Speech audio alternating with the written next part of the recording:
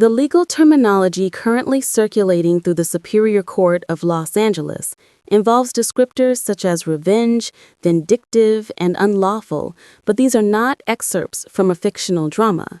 They are the specific accusations Brad Pitt is leveling against his ex-wife, Angelina Jolie. In the latest escalation of a divorce saga that has spanned nearly a decade, Brad Pitt has filed new complaints explicitly claiming that Angelina Jolie's decision to sell her share of their French winery, Chateau Miraval, was not a financial necessity, but a calculated act of personal vengeance designed to inflict damage on his reputation and business interests. This development has reignited the public discourse surrounding the couple, painting Angelina Jolie as a party acting out of spite. However, a deeper analysis of the court filings, juxtaposed with the ongoing estrangement of the couple's children, suggests that while Brad Pitt may be pursuing a legal victory regarding the vineyard, he risks suffering an irreversible defeat within his own family unit. The specific details of this new filing are critical to understanding the current hostility. Brad Pitt's legal team argues that Angelina Jolie secretly sold her 50% stake in Chateau Miraval to Tenute del Mondo, a subsidiary of the Stoli Group controlled by Russian oligarch Yuri Shefler.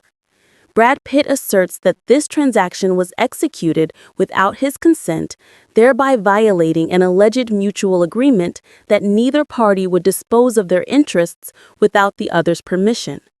The court documents filed by Brad Pitt's attorneys characterize the sale as a vindictive and unlawful move, specifically noting that it was motivated by an adverse custody ruling from the previous year.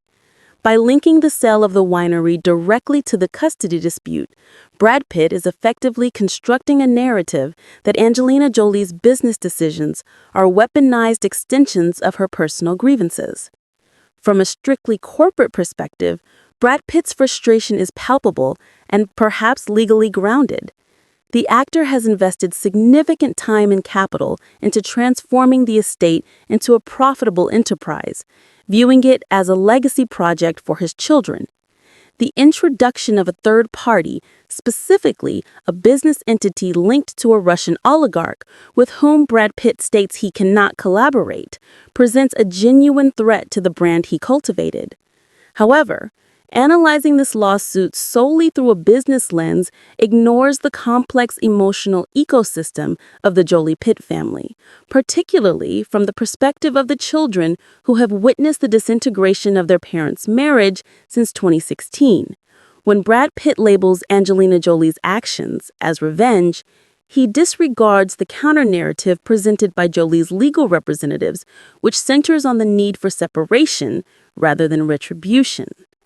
Angelina Jolie has stated in previous filings that her decision to exit the Miraval partnership was driven by a desire to disassociate herself from a business centered on alcohol, the very substance she has identified as a catalyst for the family's breakdown during the infamous 2016 plane incident. For the children, including Knox Jolie Pitt and Pax Theon, this context is unavoidable. They are aware of the allegations regarding Brad Pitt's struggle with alcohol and the subsequent altercations. Therefore, viewing their mother attempt to liquidate her assets to sever ties with that chapter of their lives, only to be sued by their father for doing so, creates a specific and damaging optic. To the children, Brad Pitt's aggressive litigation may not appear as the defense of a business, but rather as the refusal to allow Angelina Jolie financial and emotional independence. The optics of financial control are further exacerbated by the disparity in the public lives of the two actors. While Angelina Jolie's legal team has claimed in court that defending against Brad Pitt's lawsuits has bled her dry financially, Brad Pitt continues to maintain a highly visible profile of wealth and success. This contrast feeds into a bully narrative that resonates with a significant portion of the public and potentially with the children themselves. If Knox Jolie Pitt perceives Angelina Jolie as the primary caregiver who has absorbed the emotional and logistical weight of raising 6 children, then Brad Pitt's pursuit of financial damages can be interpreted as an attack on the stability of the household. By attempting to void the sale, Brad Pitt is arguably stripping resources from the very home where his younger children reside. Furthermore, Brad Pitt's filing explicitly connects the sale to the custody ruling, a strategic choice that personalizes the business dispute. By asserting that Angelina Jolie sold the winery because she was angry about custody, Brad Pitt is signaling to the world, and inadvertently to Knox Jolie Pitt and his siblings, that her mother's actions are irrational and spiteful. This is a high-risk strategy in the court of family opinion. Adolescents and young adults are acutely sensitive to power dynamics. If they view Angelina Jolie's sale as an attempt to escape a toxic partnership, Brad Pitt's lawsuit reframes him as the aggressor who is prolonging the conflict. The legal battle has reportedly consumed millions of dollars in legal fees, resources that technically diminish the inheritance Brad Pitt claims he wishes to protect. The tragedy of Brad Pitt's current legal strategy lies in the potential trade-off between the asset and the relationship. While he may possess a valid claim regarding the contractual rights to the winery, the scorched earth approach reinforces the emotional distance with his children. The estrangement of the children, evidenced by the removal of Pitt from their surnames by Shiloh, Zahara, and Vivienne, suggests a collective alignment with Angelina Jolie. This alignment is unlikely to be shaken by a legal victory regarding a vineyard. On the contrary, every legal motion that disparages Angelina Jolie or accuses her of malice likely serves to validate the children's protective stance toward their mother. The lawsuit effectively communicates that Brad Pitt prioritizes the control of Miraval over the de-escalation of family tension. There is also a significant debate regarding the concept of post-separation abuse, a term often used by legal experts to describe the use of the judicial system to harass or control a former partner. Whether or not this is Brad Pitt's intent, the relentless nature of the litigation creates that perception. Angelina Jolie has maintained a relative public silence regarding the specific details of the alleged domestic abuse, opting instead to focus on the legal separation of assets. In contrast, Brad Pitt's filings are publicly aggressive, using charged language to characterize Angelina Jolie's motivations. For observers, and specifically for Knox Jolie Pitt, this disparity in conduct, Angelina Jolie's silence versus Brad Pitt's litigiousness, strengthens the resolve to stand with the parent perceived as the victim of harassment. Brad Pitt's supporters argue that Angelina Jolie's sale to the Stoli Group was a calculated move to introduce a hostile partner into Brad Pitt's business, essentially poisoning the well. They contend that if Angelina Jolie simply wanted to leave, she could have negotiated a buyout that did not involve a Russian oligarch.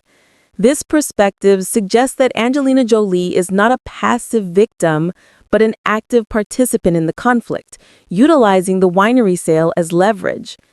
However, even if this interpretation is accurate, the outcome remains the same regarding the children. The children are witnessing a father who is willing to drag their mother through years of litigation to settle a score. The nuance of business contracts is often lost on children. The reality of conflict is what remains. The involvement of Yuri Scheffler adds a geopolitical and corporate layer to the dispute, but it remains secondary to the central emotional rupture. The core issue is that the litigation prevents the wounds of the divorce from healing. As the news reports indicate, the couple announced their separation in 2016. Yet, nearly a decade later, the conflict remains active and unresolved. This state of perpetual warfare prevents any normalization of relations between Brad Pitt and his children. Reconciliation requires a cessation of hostilities, yet the lawsuit ensures that the hostilities remain the headline of the family's life. Ultimately, the Superior Court will issue a ruling on the legality of the sale and the future of Chateau Miraval. However, the verdict in the Court of Family Opinion appears to have already been delivered by the children themselves. Knox Jolie Pitt, along with his siblings, has maintained a stoic silence toward Brad Pitt, a silence that speaks louder than any affidavit. By pursuing a strategy that labels Angelina Jolie as vindictive and seeks to punish her financially, Brad Pitt may secure his ownership of a French estate, but he risks cementing his legacy as an adversary to the mother of his children. The War of the Rosé serves as a stark case study in the destructive cost of prolonged litigation, illustrating that in the battle for assets, the most valuable possession, the trust and love of one's children, can be irrevocably lost. As this legal saga enters yet another year, the public and the children are left witnessing a father who appears determined to win the case, regardless of the collateral damage.